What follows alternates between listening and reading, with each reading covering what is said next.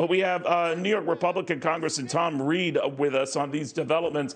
So much I want to talk to you about, Congressman, including what you're doing with your problem solvers, fellow caucus members, to provide relief for these folks. But more importantly, about what you make of what's happening in the city and now in the state, where they're entertaining quite seriously more sweeping shutdowns. What do you think?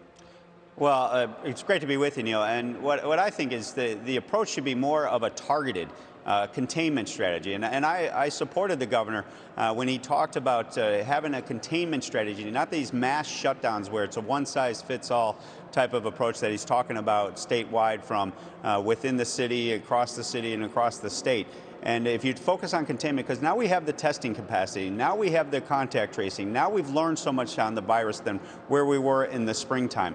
That, to me, can mitigate the risk, that can mitigate the exposure, and contain the virus, not have to shut down and kill these restaurants, kill these businesses that are living day to day on a thread.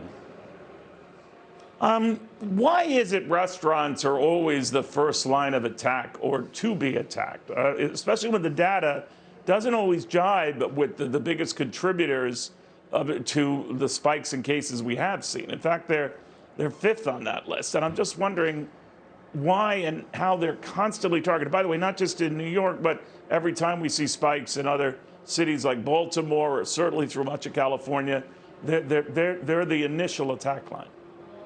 Yeah, it's a great question, Neil, because if you do follow the data, your point is well taken. It's like 1% is potentially the exposure rate, is my understanding, looking at the data. And I guess maybe because they're the most visible, they're the ones that are on the front line in regards to people look at them, and the public officials easily can point them out. But follow the data, and I think we can come up with a better strategy. All right, let's talk about a strategy for COVID-19 relief, sir. I mean, I know Republicans and Democrats have been loggerheads on this, but I always get a feeling something might be coming, and maybe this latest idea to cut the $908 billion package into two parts has something potentially in it for everyone. But I could be wrong. Maybe explain the latest two-part strategy, what's included in each part. Well, we were glad to work in the Problem Solvers Caucus with our Senate partners, and we stood with our Senate partners yesterday, the Gang of Eight, quote unquote, and appreciated the last few weeks of the hard work where we showed you could find common ground on $748 billion of relief to the American people, like the Paycheck Protection Program, like the unemployment sections and food assistance and other areas that are much needed, and vaccine distribution. But the job wasn't done, and we took it back to the Problem Solvers Caucus in the House, and we said, you know, let's show that we can take the $908 billion, which takes the state and local aid money, combines it with much-needed liability protection that Mitch McConnell and others have been talking about for months, and combine those two together and find that sweet spot that Joe Manchin on the Democratic Party and the Republican members that we participated with showed support unanimously for. There's still hope that we can finish this off. We are close on the $908 billion approach. That, to me, is a win for everybody. But we're going to not leave here for Christmas until some relief is flowing for the American people.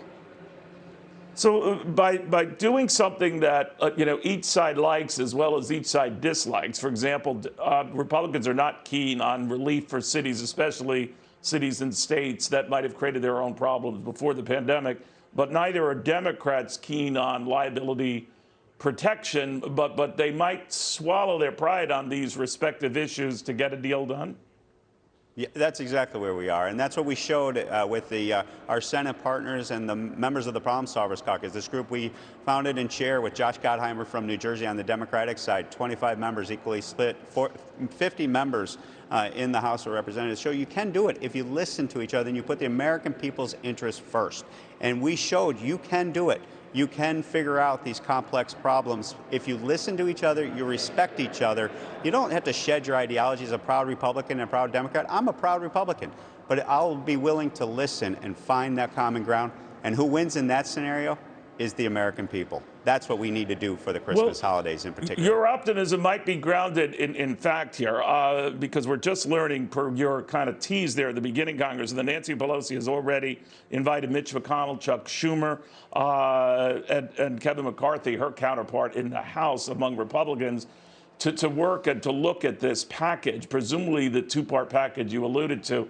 Is it your understanding that that there's optimism that this can get done, but only this way, only the way they're doing it now, with 2 bills rather than 1.